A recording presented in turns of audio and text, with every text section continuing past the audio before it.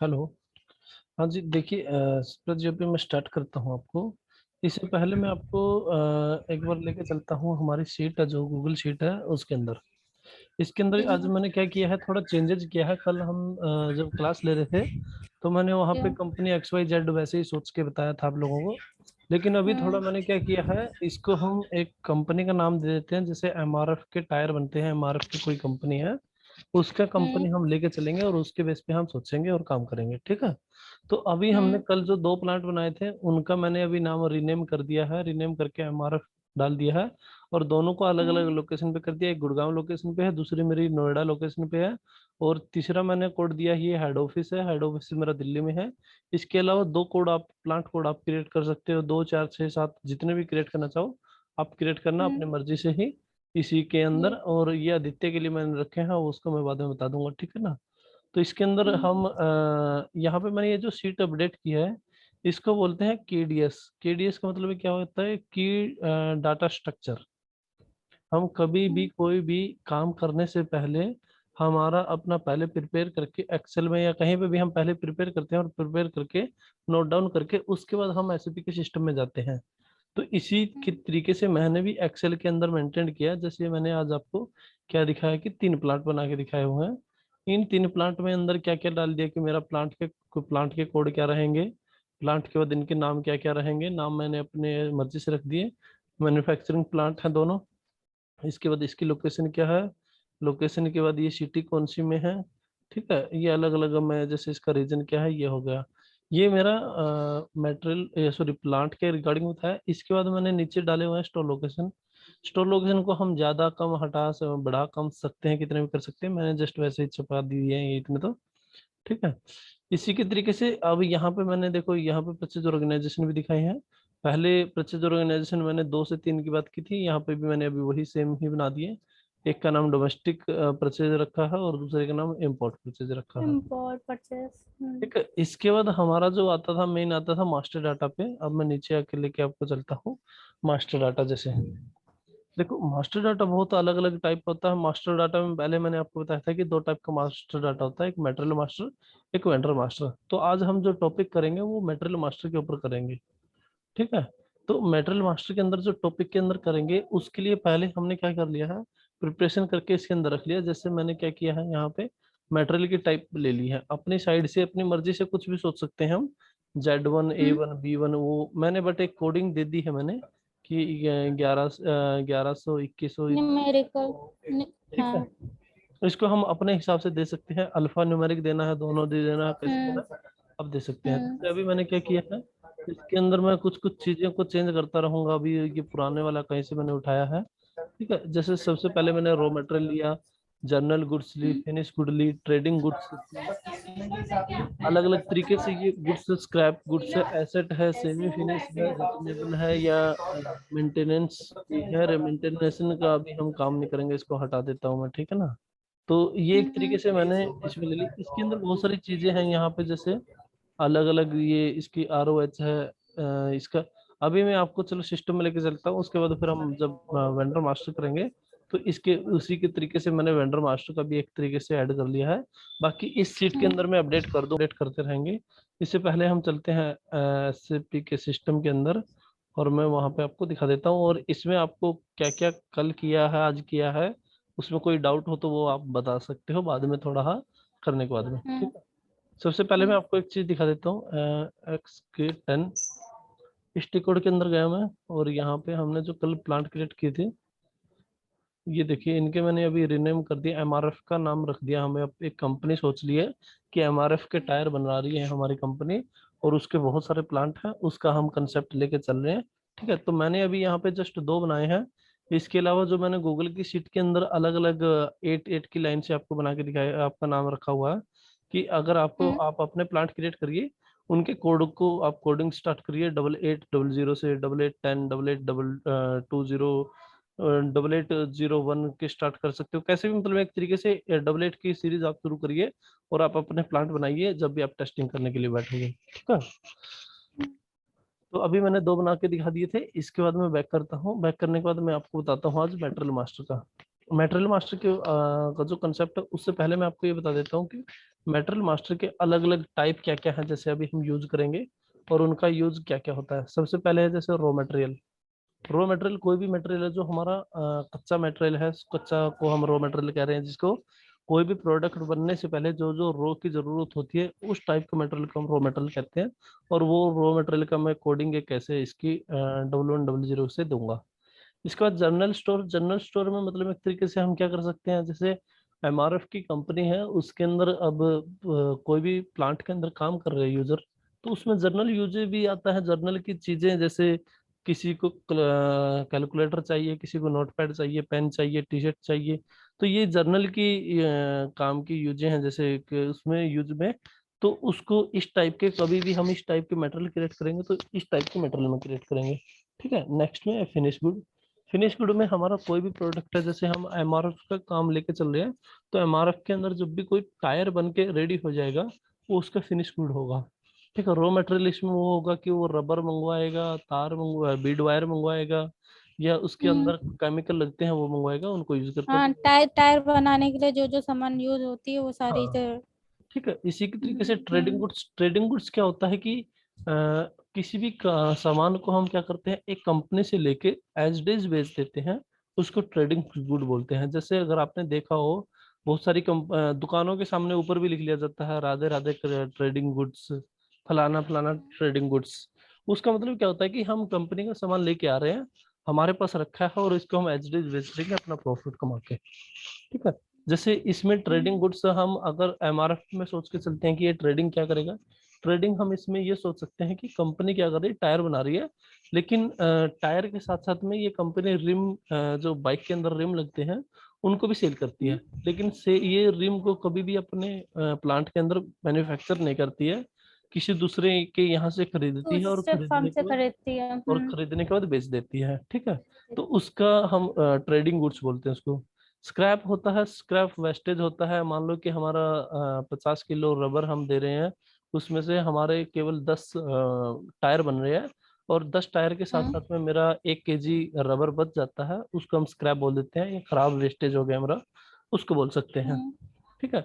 इसके बाद में एसेट है। हम्म। एसेट में हमारा क्या हो गया, अब हमारी कंपनी खड़ी होगी, उसके लिए बहुत सारे एसेट की जरूरत होगी, मशीनें की जरूरत होगी, जो डाई की जरूरत होगी, जो टायरों को बनाएगी उनकी जरूरत होगी। तो जितना भी प्रोडक्ट हम एसेट के रूप में खरीदेंगे वो इस टाइप के मटेरियल में खरीदेंगे। ठीक है। हम्म। नेक्स्ट में semi finish good. Semi finish good को कुछ कंपनियां अपने सिस्टम के अंदर रिकॉर्ड करती हैं, कुछ नहीं करती। सेमी फिनिश गुड का ये मतलब है कि जैसे हमारा टायर बनने से पहले एक तरीके से फिनिश गुड एक पूरी शेप में आया नहीं है, बट वो रॉ मटेरियल से के प्रोसेस से निकल के एक गोल आकार में चला गया है, लेकिन जो डाई के अंदर जाने के बाद जो छाप लगती है और जो डिजाइने बनता है वो कंप्लीट हुआ नहीं है। उससे पहले जो बीच में हो जाता है वो सेमी फिनिश गुड रह जाता है। एक यहाँ पे लास्ट में मैंने रखा है returnable packaging material. Returnable packaging material का मतलब ये है कि जैसे हम क्या कर रहे हैं, किसी से सामान मंगवा रहे हैं, सामान मंगवा रहे हैं, तो हम क्या कर रहे हैं, उसका कुछ प्रोडक्ट को यूज कर रहे हैं और बाद में हम उसका दे देते हैं।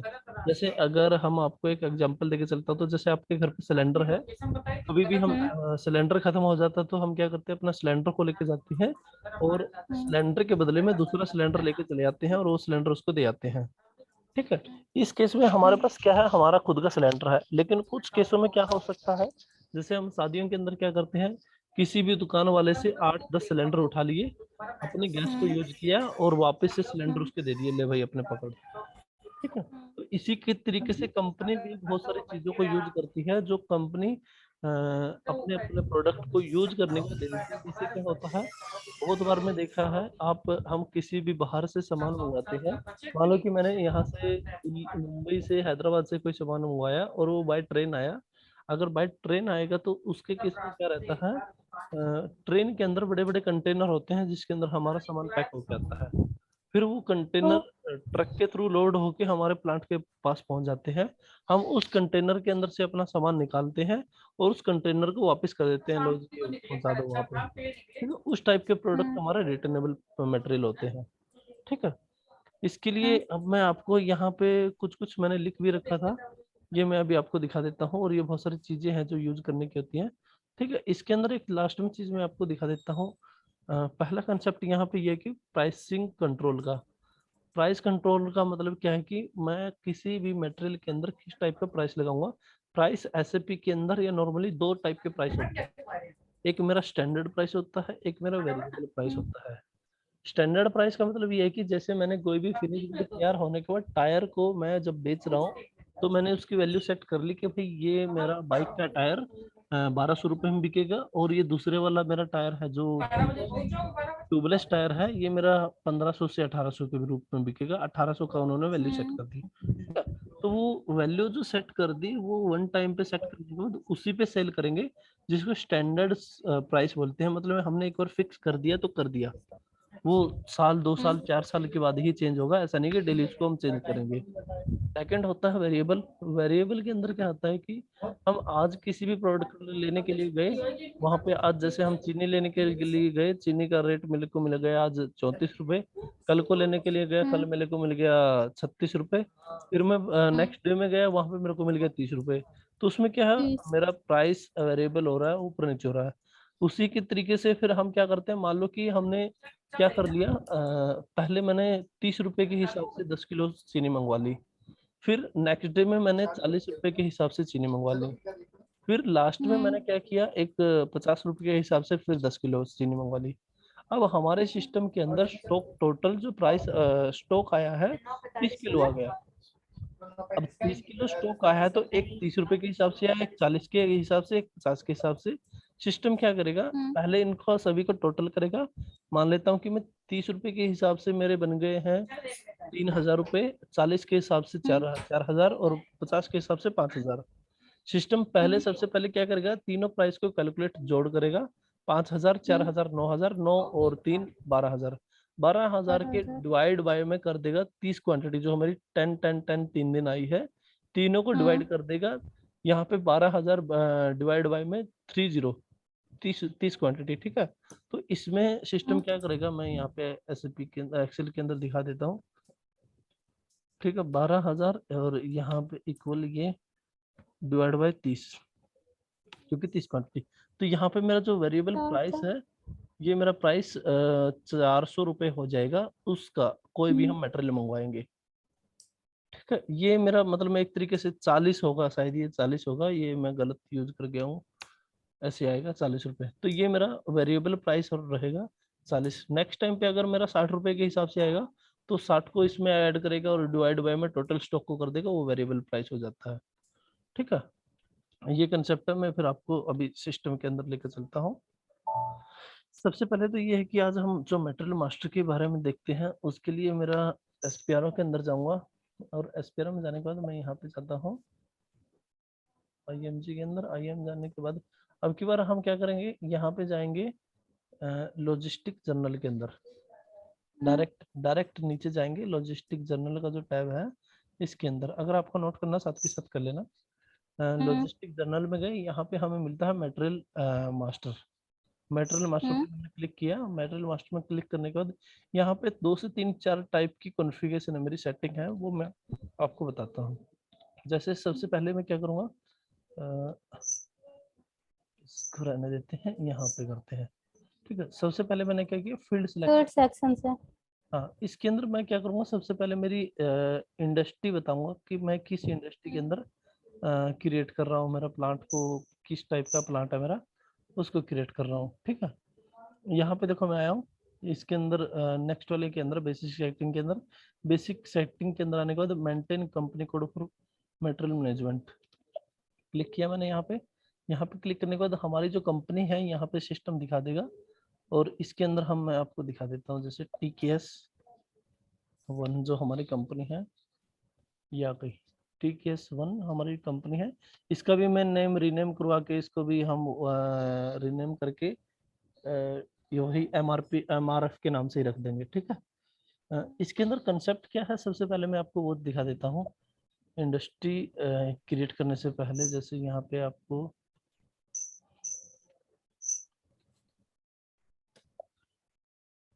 फील्ड सिलेक्शन, हाँ इंडस्ट्री, ठीक है।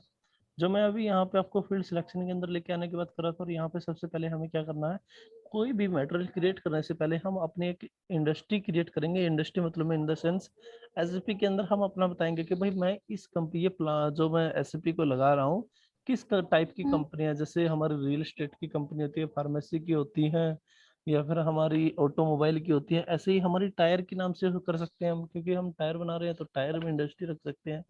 तो इसके अंदर हम क्या करेंगे, डायरेक्टली यहाँ पे कोई कॉपी करना तो हम कॉपी कर सकते हैं, अदरवाइज कॉपी की जरूरत नहीं है। तो हम इसको डायरेक्ट यहाँ पे न्यू नेम देंगे। न्यू नेम के अंदर हम यहाँ पे टी रख देता हूँ, जैसे मैं इसका नाम ये अपने हिसाब से ही सोच के रखा हूँ, ऐसा कुछ नहीं कि इसको रखना ऐसा है। T Y R E tyre रख दिया, और फील्ड सिलेक्शन के अंदर मैं ए डाल देता हूँ फिलहाल के लिए रेफरेंस में। ठीक है, टी ये ऑलरेडी एग्जिस्टिंग कर रहा है, तो मैं इसका नाम 9 डाल के देखता हूँ। हाँ, मैं इसका नाम मैंने 9 डाल दिया है। ये कोई सीक्वेंस होता है कि इसको किस सीक्वेंस में देना है, ये बहुत सारे लोगों ने ऑलरेडी क्रिएट करके हैं, इसलिए हम कोई दे सकते हैं। और ये मैंने इंडस्ट्री में रिसेट कर दी। ये फील्ड सिलेक्शन होता है कि पुराना किसी से क्रिएट है, उसके केस में मैंने इसको चेक कर लिया है। ठीक है, ये डाल दिया मैंने, अब मैंने इसमें सेव कर दिया है। अब ये सबसे पहले मेरी इंडस्ट्री क्रिएट होगी। जब भी अब मैं कभी भी मेरा मटेरियल को क्रिएट करने के बाद क्रिएट करने के लिए जाऊंगा, सबसे पहले सिस्टम मेरे से पूछता है कि आप किस इंडस्ट्री में क्रिएट कर रहे हो। रिटेल है हमारे, ये बहुत सारे अलग अलग प्रोवाइड किए हुए हैं, लोगों ने क्रिएट किए हुए हैं। ऑटोमोबाइल टेक्नोलॉजी, जो टेक्निक कम्युनिकेशन है, ठीक है, हमारा टायर हो गया। अब मैं बैक आता हूँ। पहली सेटिंग मैंने आपको यहाँ पे एक इंडस्ट्री क्रिएट करने की बताई।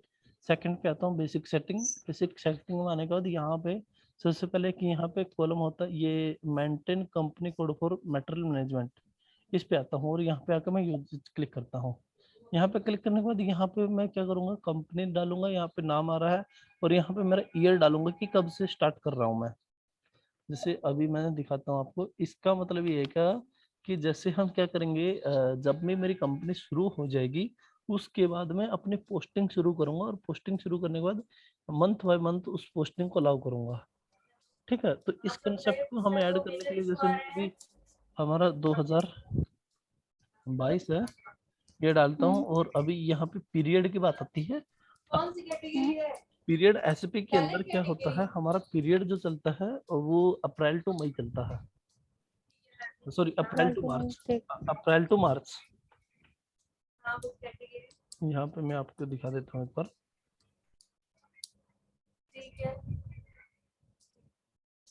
अप्रैल टू मार्च। अब इसके हिसाब से मतलब में क्या, मेरा पहला महीना कौन सा होगा, अप्रैल, और लास्ट महीना क्या होगा, मेरा मार्च। यहाँ पे जो पोस्टिंग के अंदर मेरे को पोस्टिंग के अंदर पीरियड डालना है, अब पीरियड में वही डालूंगा अभी जो हमारा है। अब जैसे नॉर्मल तरीके से अभी हम 7वें महीने के अंदर है, ठीक है, लेकिन एक्चुअल के अंदर एसएपी के हिसाब से हम 7 में नहीं है, 7 की जगह पे हम 3 पे हैं, या 7 की जगह 4 पे ये हो गए होंगे, 4 हो गया होगा। जैसे आपको यहाँ पे दिखा देता हूँ, एक मिनट।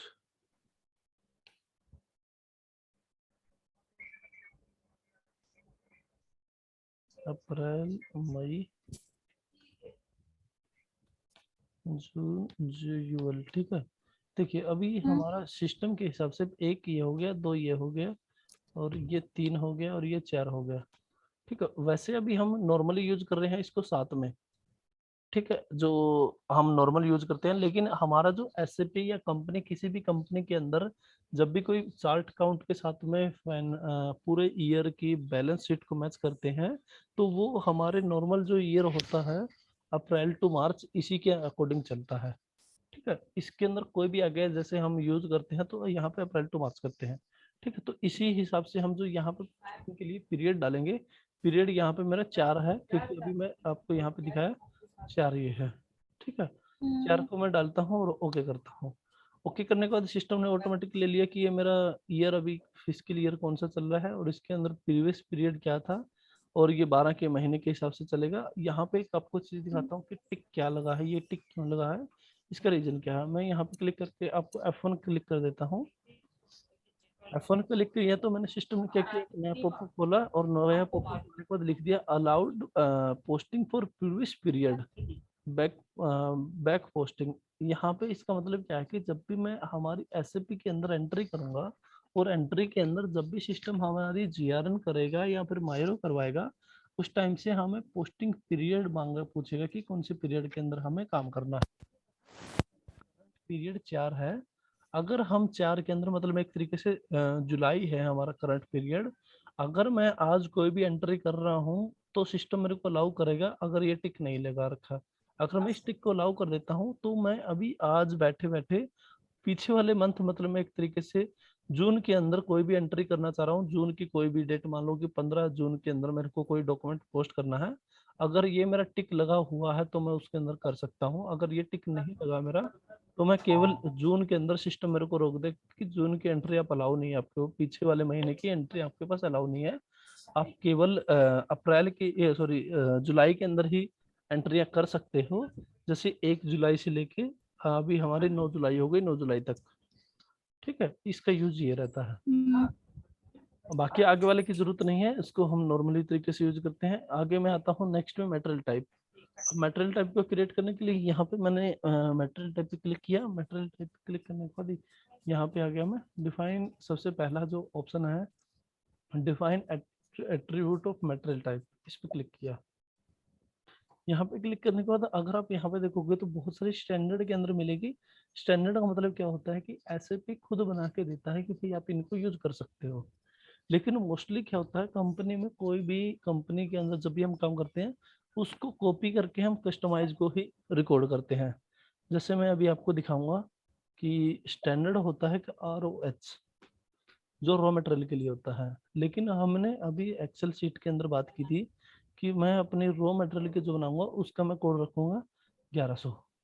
तो हम 1100। हम क्या करते हैं, इसको कॉपी कर लेते हैं। कॉपी किया मैंने, और यहाँ पे इसका कोड नंबर रख दिया 1100। रॉ मटेरियल RF, मैंने इसके लास्ट में एक कंपनी का MRF, हमारी कंपनी है जो भी है उसका नाम रख दिया। ठीक है, इसके साथ साथ में आपको यहाँ पे एक फील्ड सिलेक्शन दिख रहा है। ये फील्ड सिलेक्शन में है ROH।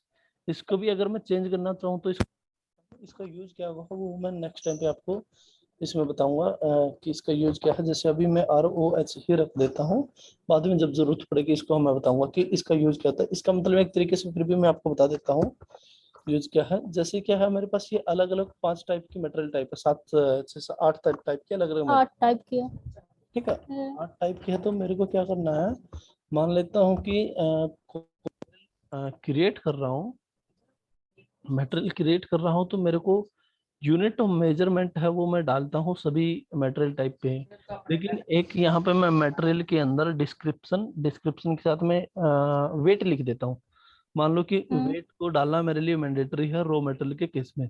जब भी मैं कोई भी मटेरियल क्रिएट करूँ रॉ मटेरियल का, तब सिस्टम मेरे को फोर्सफुली बोले कि भाई आपको वेट डालना ही है, आप जरूर है डालिए। ठीक है, लेकिन बाकी सभी के लिए अलाउ नहीं है। बाकी सभी के अंदर मैं वेट डालूं ना डालूं वो मेरे ऊपर, मेरी चॉइस है। ठीक है, तो रॉ मटेरियल के अंदर सिस्टम को कैसे मेरे को मैनेज करना है, तो उसके लिए मैं जो ये फील्ड सिलेक्शन रेफरेंस है, फील्ड रेफरेंस है, इसके थ्रू सिस्टम को बताऊंगा कि भाई जो मेरा ROH लगा हुआ है, इस ROH के अंदर आप क्या काम करिए, जो वेट का फील्ड है उसको आप रिक्वायर्ड कर दीजिए, मैंडेटरी कर दीजिए।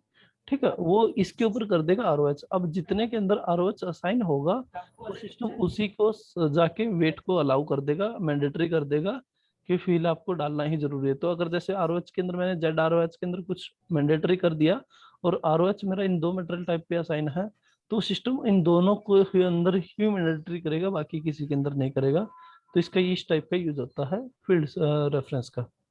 ठीक है, इसके बाद में नेक्स्ट में आपको यहाँ पे दिखा देता हूँ। एक कंसेप्ट में है यहाँ पे अलग से, यहाँ पे यूजर डिपार्टमेंट्स के रूप में दिया हुआ है। जैसे यहाँ पे क्या कर रखा है, अलग अलग टाइप के व्यू सेलेक्ट किए हुए हैं। जैसे मैंने MRP हो गया, क्लासिफिकेशन हो गया, अकाउंटिंग हो गया। ये एक तरीके से क्या है कि कोई भी मटेरियल क्रिएट करने से पहले उसके अंदर किस किस टाइप के यूज करूंगा यूजेस को।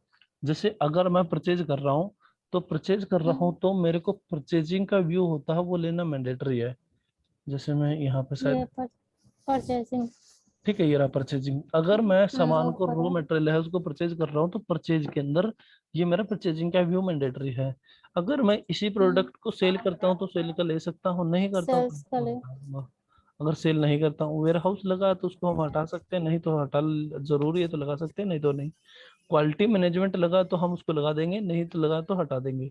ठीक है, ऐसे ही एमआरपी का है। इन सभी का कंसेप्ट अलग अलग है, जिस टाइम पे हम करेंगे उस टाइम पे मैं आपको दिखाऊंगा इसको भी। ठीक है, इसके बाद हम नीचे आते हैं।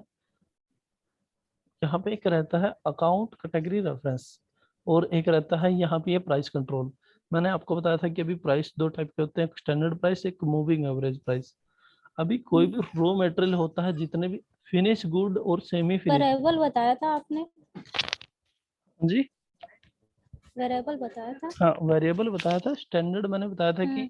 हम एक टायर का रेट फिक्स कर दिया, जैसे 1200 रे 1800। हाँ, रेट फिक्स। हाँ, रेट फिक्स कर दिया। वेरिएबल में ऊपर नीचे पे हाँ। प्राइस होते रहते हैं। ठीक है। तो हमारा जो भी रो फिनिश गुड और सेमी फिनिश गुड के अंदर हम रखते हैं अपना स्टैंडर्ड। बाकी जितने भी रॉ मटेरियल है, जनरल गुड्स है, मेरा पैकेजिंग मटेरियल, जिस टाइप के भी मेरे मटेरियल है, सभी के अंदर मैं रखता हूँ मूविंग एवरेज।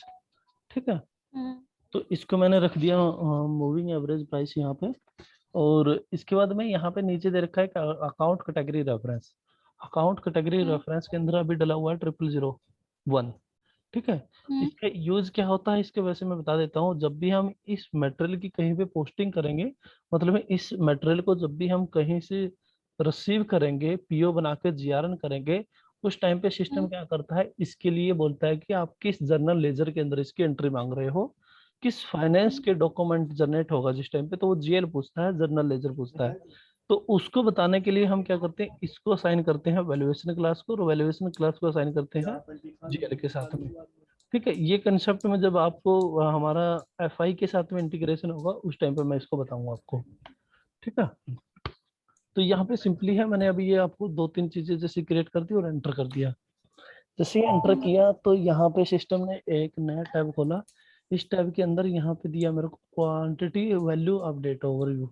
इसके अंदर क्या है, ओवरव्यू। अभी हमारा प्लांट दिखाया नहीं है, प्लांट को हम अभी ऐड करेंगे, जैसे हम इसको कॉपी कर लेंगे। इसके अंदर दो टिक हाँ। जो है, क्वांटिटी का दिया है, और क्वांटिटी अपडेट, एक वैल्यू अपडेट। इन दोनों का डिफरेंस क्या है, इन दोनों का डिफरेंस ये है कि मान लो मैंने कोई भी एक मटेरियल टाइप लिया, मटेरियल हम्म। टाइप टाइप को क्रिएट करने के बाद मैंने क्या कर दिया, उसके अंदर वैल्यू और क्वांटिटी दोनों पे अपडेट पे क्लिक कर दिया। उसका मतलब क्या होगा, जब भी मैं कोई जीएल सॉरी जब भी मैं जीआरएन करूंगा, उस टाइम पे सिस्टम मेरे से प्राइस भी पूछेगा, और प्राइस को अपडेट भी करेगा, क्वांटिटी को भी अपडेट करेगा। अगर मैं किसी एक चेक को हटा देता हूँ, मान लो कि मैं क्वांटिटी को हटा देता हूँ, तो जब भी मैं जीआरएन करूंगा तो सिस्टम उस टाइम पे मेरी क्वांटिटी को कंसीडर नहीं करेगा, केवल वैल्यू को ही कंसीडर करेगा। और अगर मैं कभी क्वांटिटी का कर देता हूँ, तो सिस्टम वैल्यू को कंसीडर नहीं करेगा, केवल और केवल इसी को वैल्यू वैल्यू को क्वांटिटी को कंसीडर करेगा। ठीक है, अब मैं इसके बाद इसको नेक्स्ट चलता हूँ और इसको एंटर करता हूँ। यहाँ पे अगर आप एक चीज देखोगे, मैंने अभी एक कॉपी किया था मेटेरियल की टाइप ROH। ROH के अंदर हमने बस जस्ट दो तीन चीजें ही डाली है, मेटेरियल की टाइप हाँ। डाल दी, इसका मेटेरियल का नाम डाल दिया, दो तीन चीजें यहाँ पे मैंने आपको बताई और एंटर किया। जैसे ही अगर मैंने एंटर किया तो यहाँ पे सिस्टम ने क्या दिखाया मेरे को, एक इन्फॉर्मेशन दी कि number of dependent entry entries copy, okay. कितनी कॉपी हुई है, 308। हम्म। अब अगर हम करने जाएं इसको डायरेक्ट न्यू एंट्री से क्रिएट किए, कल एक क्वेश्चन था आदित्य का कि हाँ। मैं कॉपी करना ही मेरे लिए जरूरी है या नहीं करूं। अगर हम कॉपी नहीं तो नहीं करते हैं तो मेरे को 308 एंट्री को करना पड़ता, वन बाय वन जाके। हम्म। लेकिन यहाँ पे हमने कॉपी करके किया तो ऑटोमेटिक सिस्टम ने जो बैकग्राउंड की कॉन्फ़िगरेशन थी तो उनको सर, दिया। और ऑटोमेटिक कॉपी भी तो हो जाती होगी। हाँ, ये भी हो गया ना, ये भी हो गया ना। हम्म। ठीक है, ये भी हो गया। तो अभी मैंने आपको एक ये रॉ मटेरियल का दिखा दिया, अभी एक मैं फिनिश गुड का और बना के आपको दिखा देता हूँ। ठीक है, ये फिनिश गुड का होता है FERT। FERT, ये जो मटेरियल टाइप मैं आपको बता रहा हूँ FERT, पहले मैंने आपको ROH बताया था, ये स्टैंडर्ड अपने आप ही SAP खुद देता है स्टैंडर्ड FERT। ट्रेडिंग गुड्स के लिए हावा HAWA देता है, सूर्य निचरा मतलब ये कोर्स होते हैं जो डालने पड़ते हैं तब निकल के हाँ आता है। हाँ हाँ, ठीक है। अभी हम फिनिश गुड के रेफरेंस से कॉपी कर लेते हैं FERT को। यहाँ पे मैंने डाला और यहाँ पे अपनी 3100 डाल दिया, और यहाँ पे फिनिश गुड ऑफ MRF, ठीक है। अब की बार देखोगे तो अब रेफरेंस यहाँ पे अलग चेंज हो गया है, और अब की बार मैं यहाँ पे जितने भी व्यू हैं सारे के सारे सिलेक्ट हो रखे हैं। यहाँ पे कोई भी ऐसा नहीं है कि जो सिस्टम में छोड़ रखा हो, ये मोस्टली सेल होता है, तो इसलिए सेल का व्यू एक्टिवेट किया हुआ है। और ऐसे ही नीचे अगर मैं आऊँगा तो नीचे आऊँगा तो यहाँ पे प्राइस देखो, स्टैंडर्ड प्राइस को बाई डिफॉल्ट ले रखा है, और 0009 है जो, ये मेरी अकाउंट कैटेगरी के रेफरेंस को चूज करके ले रखा है, ठीक है। इन चीज को मैंने ले लिया, इसके अंदर भी सेम क्वांटिटी और वैल्यू अपडेट पे क्लिक किया हुआ है, और मैंने इसको सेव कर दिया। सेव कर दिया। अब इसको मैंने सेव कर दिया। इसके बाद में अगर आपको एक चीज और दिखा देता हूँ वापस से, जैसे मान लो कि मैं पहले वाले मेटेरियल टाइप पे क्लिक किया, और यहाँ पे ये वैल्यू और क्वांटिटी का अपडेट इस पे क्लिक कर सकता हूँ, और यहाँ से मैं अपना प्लांट को देख सकता हूँ, जो हमारे प्लांट हमने क्रिएट किए थे उस पे ये टिक लगे हुए हैं या नहीं लगे हुए हैं। वैल्यूएशन एरिया मेरा ये वाले प्लांट थे मेरे दोनों, लेकिन इनके अंदर टिक नहीं लगे हुए, तो मैं इन दोनों पे टिक लगा देता हूँ। लगा देंगे। हाँ, ठीक है। ऐसे ही मेरा जो सेकंड टाइम, ऐसे ही मेरा जो सेकंड टाइप है, मेरी मटेरियल टाइप है, इस पे भी यहाँ पे गया मैं,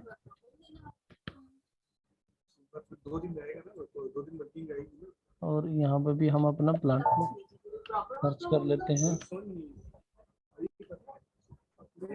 अपने माइंड से कुछ भी बना के कुछ भी, यहाँ पे हमने दोनों को डाल दिया, ठीक है। और डालने के बाद ये सेव कर दिया,